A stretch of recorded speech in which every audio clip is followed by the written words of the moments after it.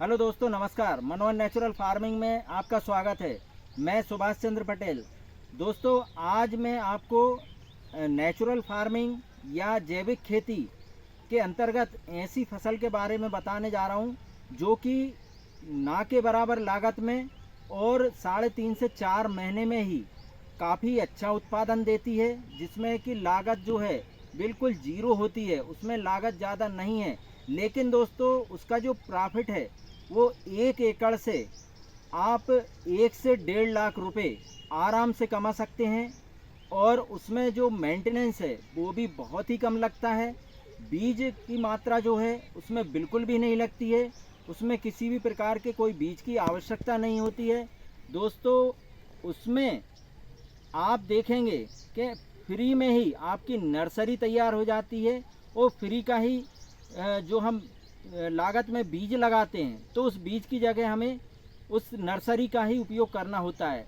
और दोस्तों, इसके बारे में काफ़ी ज़्यादा फ़ायदेमंद होती है। इसके बारे में मैं आपको बता दूं कि इसमें काफ़ी ज़्यादा मात्रा में आपके विटामिन्स होते हैं और मिनरल्स भी होते हैं। तो दोस्तों, ये एक ऐसी फसल है जिसके बारे में आप लोग भी जानते होंगे, शकरकंद। शकरकंद की एक खेती ऐसी है जो कि कम समय में और कम लागत में, बल्कि जीरो लागत में भी आप इसका उत्पादन ले सकते हैं। दोस्तों, जैसा कि हम जानते हैं कि शकरकंद एक हमारे स्वास्थ्य के लिए काफ़ी लाभदायक होता है और ये एक ऐसी औषधि है जिससे कि हमारे जो लीवर है उसको काफ़ी ज़्यादा मात्रा में मजबूत करता है। दोस्तों, शकरकंद में vitamin A, vitamin C, minerals और कार्बोहाइड्रेट और मैग्नीशियम और इसके अलावा फाइबर इसमें काफ़ी प्रचुर मात्रा में पाया जाता है, जो कि हमारे शरीर के लिए काफ़ी लाभदायक होता है।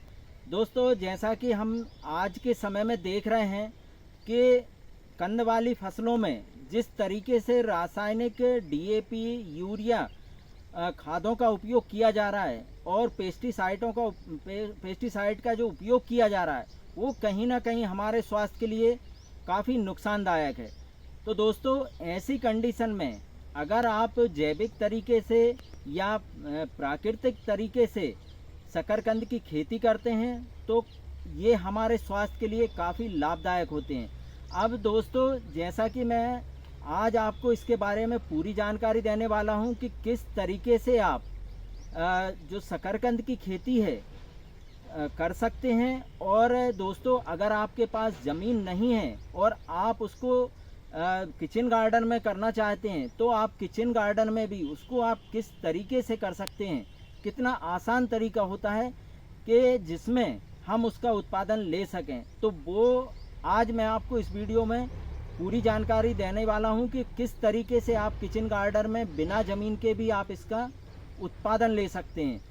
दोस्तों, जैसा कि मैंने बताया कि अगर आप ज़मीन पर खेती कर रहे हैं शकरकंद की तो भी इसमें जीरो बजट लागत रहेगी, और अगर आप किचन गार्डन में कर रहे हैं तब भी इसमें जीरो बजट ही लागत रहेगी। तो दोस्तों, इसकी एक खेती ऐसी है जो कि अक्टूबर, बारिश के बाद अक्टूबर से नवंबर तक आप इसका ट्रांसप्लांट कर सकते हैं, आप इसको लगा सकते हैं।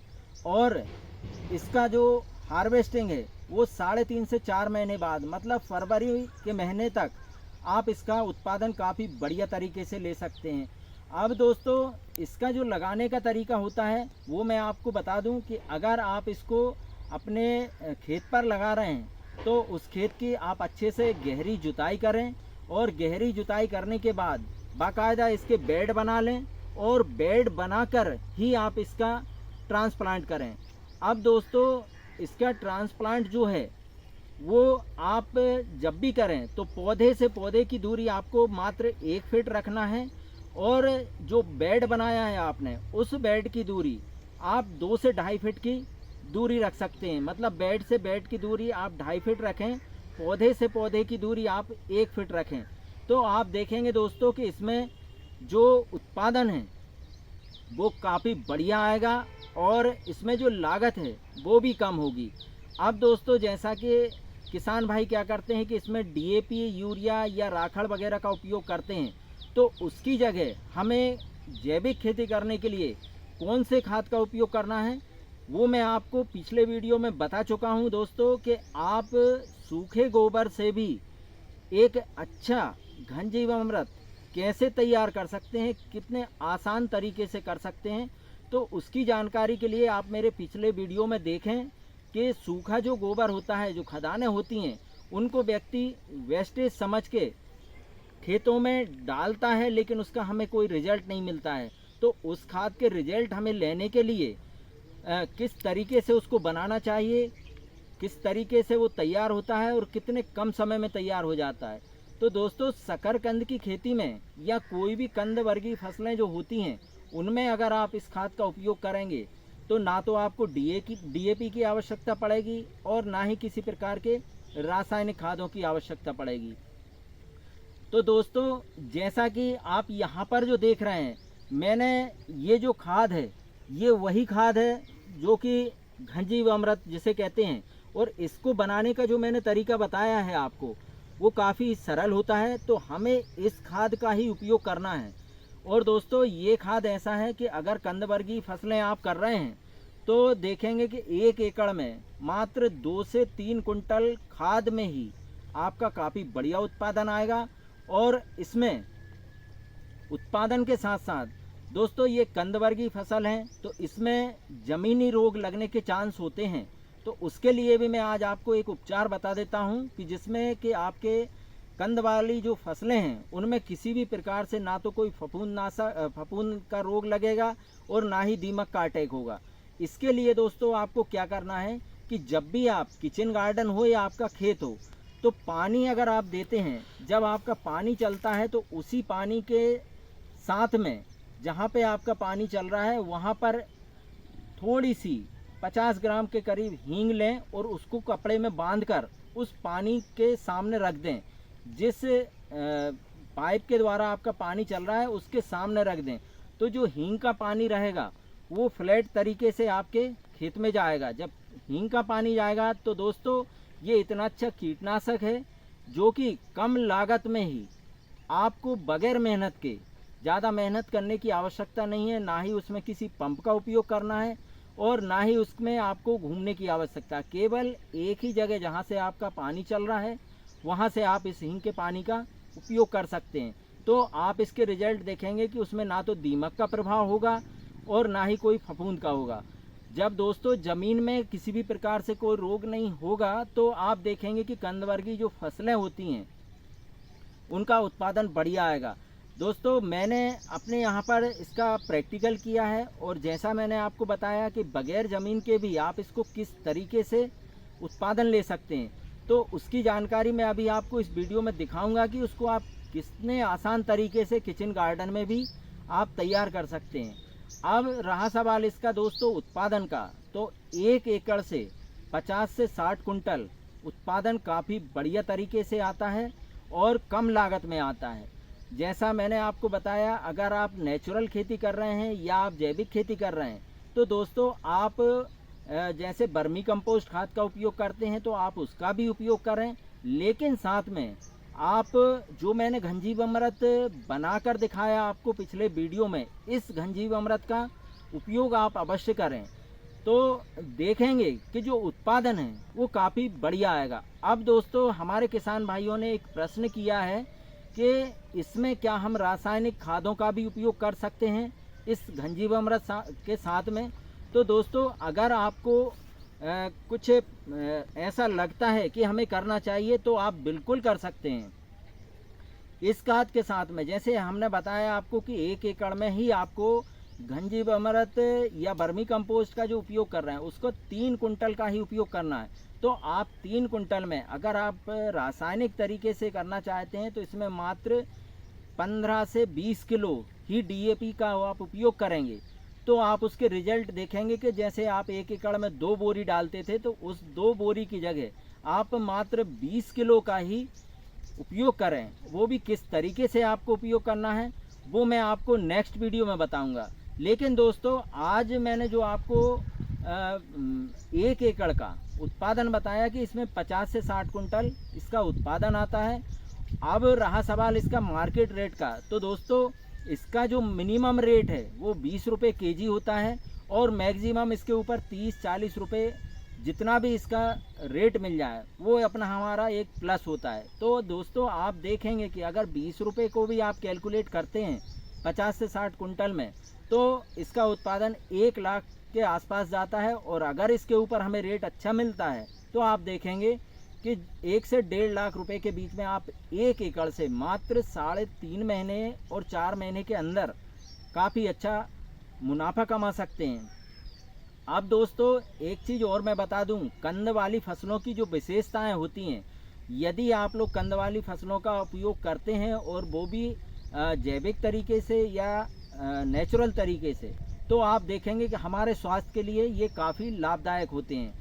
जैसे कि आज के वर्तमान समय में हम हार्ट अटैक की जो बीमारियों का शिकार हो रहे हैं, जिसमें उम्र का कोई ऐसा प्रावधान नहीं रहा है कि बुजुर्ग होने के बाद ही आपको बुजुर्ग की कंडीशन में, आज नए यंग युवा वर्ग के लिए भी ये अटैक की कंडीशन बनती जा रही है। तो कहीं ना कहीं हमारे शरीर के अंदर जो रासायनिक कीटनाशक हैं या खाद हैं, उनकी मात्रा जो जा रही है, इस कारण हम इन चीज़ों का शिकार हो रहे हैं।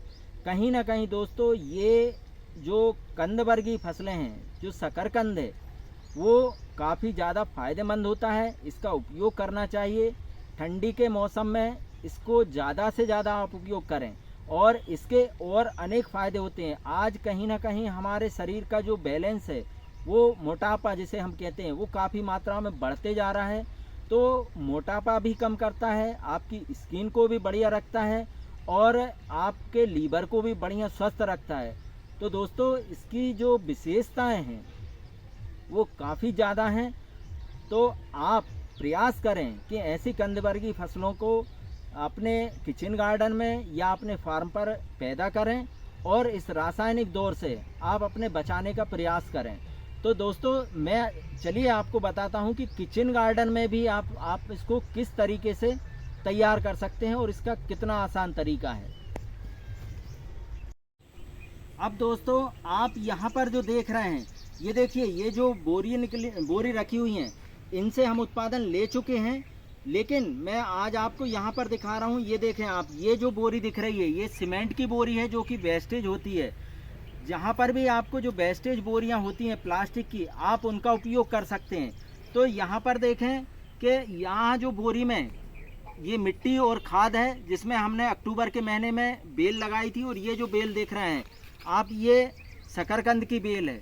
दोस्तों इसके बारे में मैं आपको बता दूं कि इस बेल का ही उपयोग होता है। जब भी आप ट्रांसप्लांट करते हैं तो आप इस बेल को तैयार कर दें और यहाँ से इस तरीके से इतना बड़ा टुकड़ा ले लें आप बेल का, और इसको ही मिट्टी के अंदर दबाना है। 1-1 फीट की दूरी पे आप इसको लगाते जाएं। और अगर आप किसी भी बोरी में लगाते हैं तो आपको पहले मिट्टी और इसमें खाद मिलाकर स्टोर कर लेना है, और इसको भरने के बाद फिर इसमें 4 से 5 आप इसमें डालियां जो हैं शकरकंद की, इनको लगा देना है। और इसके अलावा यहाँ साइड से भी आप इसमें छेद करें और छेद करके आप इसमें भी डालियां लगा दें। तो आप देखेंगे कि जो बेल है, ये बेल जो बाहर की तरफ बढ़ेगी, लेकिन इसका जो कंद है, जो शकरकंद है, वो इसके अंदर ही तैयार हो जाएगा। तो चलिए मैं आपको दिखाता हूँ कि किस तरीके से इसका उत्पादन जो आ रहा है वो कितना बढ़िया है। और किचन गार्डन में आप कम जगह में भी आप इसका बहुत अच्छा उत्पादन ले सकते हैं। तो देखिए अब आप लोग यहाँ पर, ये जो बेल है, इस बोरी से आपको बेल को अलग कर देना है। ये इस तरीके से आप इस बेल को यहाँ से ये इस तरीके से इस बेल को अलग कर देना है। अब अलग करने के बाद दोस्तों आप यहाँ पर जो देख रहे हैं, ये देखिए, अब हम देखते हैं कि इसमें जो उत्पादन आया है वो कैसा आया है। तो यहाँ पर देखें आप, इसको इस तरीके से आप खाद इसका निकाल लें बाहर। और ये देखें आप, ये देखिए इसका कितना बढ़िया साइज है और काफ़ी बढ़िया है। अभी हम इसमें और देखते हैं कि कितना ज़्यादा उत्पादन आया है।